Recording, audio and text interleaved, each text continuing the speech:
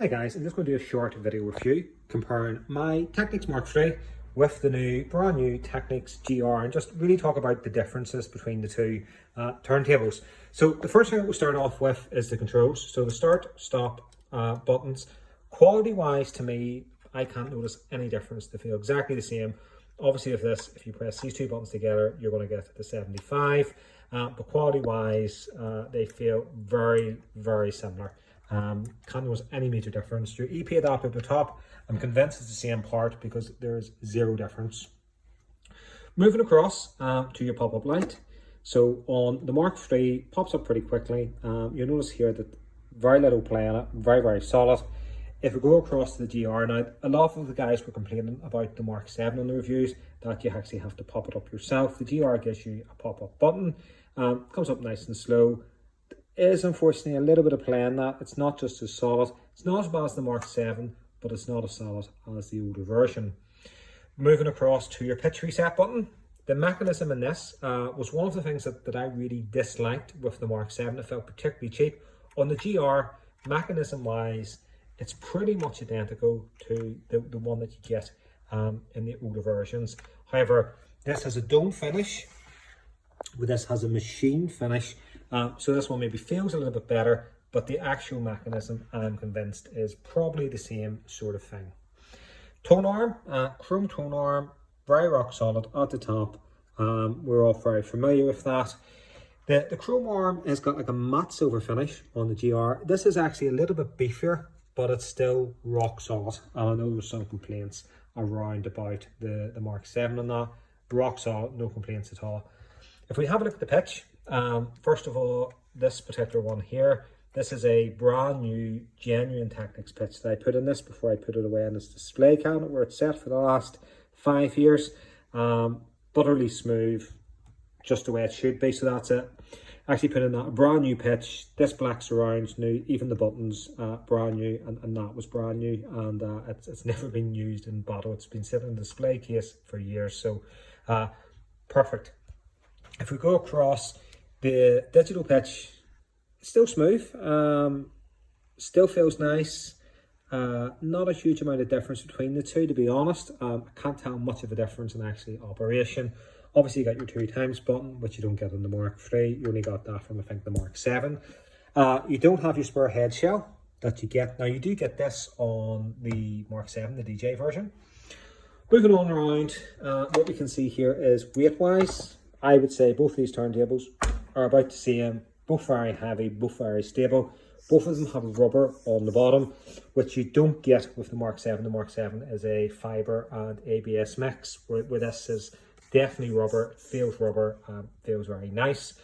Thickness, this is one thing to be aware of. I maybe got to move the part a little bit, but you notice here there's a difference, and the difference actually is dimension-wise, width and length are identical. Height-wise, the GR sits 1 centimetre higher, and that's with the feet in its lowest position. So there is a bit of a difference from a height-wise between the two turntables, and there's also a bit of a difference in thickness. And I think this actually maybe alludes to why we feel, because you notice here your hand sort of dips up, then you feel on the top, so there's probably 7 centimetres between this, and it feels really, really solid. If we go across to the GR, it's a pretty flat bottom, flat top. So even though it's really solid, because it's 9 centimetres, it feels not just as solid, because obviously you've got the same strength, but you have an extra, 2 centimetres between the two. Other things to notice is the brake. I really love the brake on this instant stop.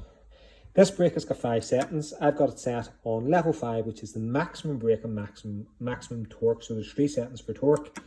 I noticed the brake here is an awful lot slower. When I spoke with Technics, they said the reason for that is to reduce wear on your knee toe, so it doesn't come to an abrupt stop. So I know with the Mark 7, there's 4 settings, and one of them settings will actually mirror this, where you get the almost instant stop, and you can get a bit of kickback. With this one, you don't get that, so that's another thing to be aware of. Overall, really good turntable. I think if you looked at this in isolation and you'd never seen a Technics before, you'd be very impressed about the build quality.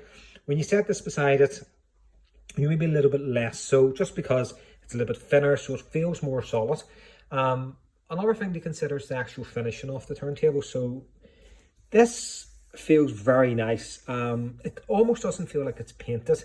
Very cool to the touch. Or if we go across to the GR, it's clearly heavily painted in like quite a matte black.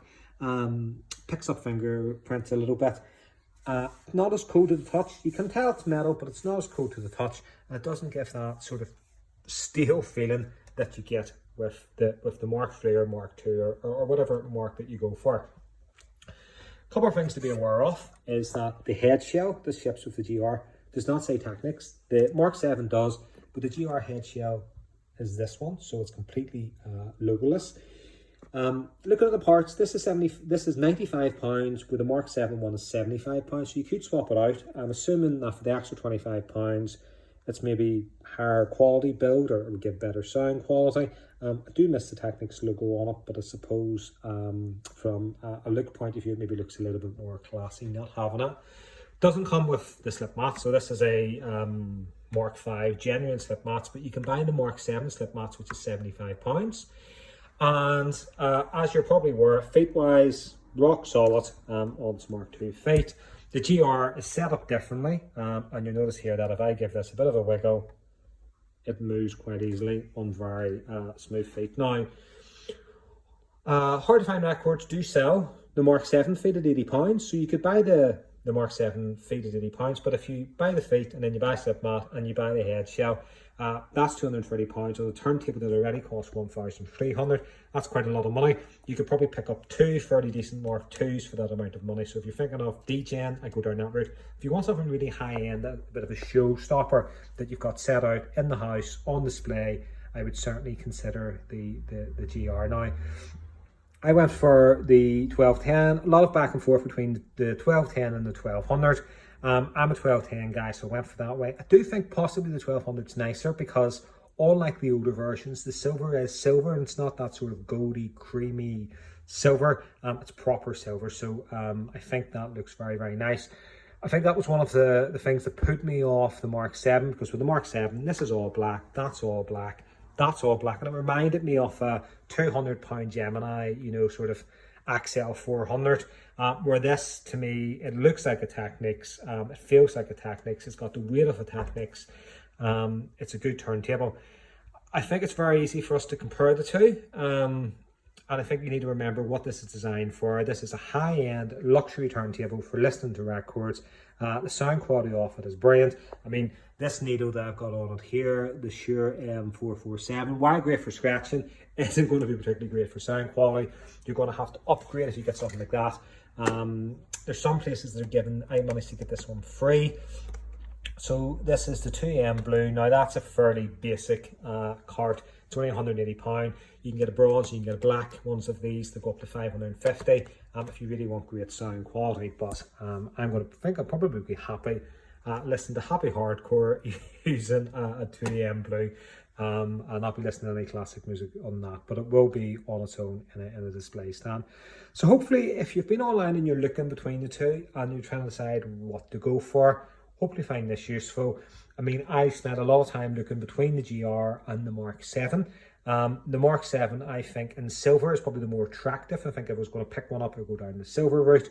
But for anybody that's looking for something a little bit higher quality, a bit of a showstopper, you're going to have to go the GR, or if you've got the budget, which I don't, you could go for the G. Thanks for watching.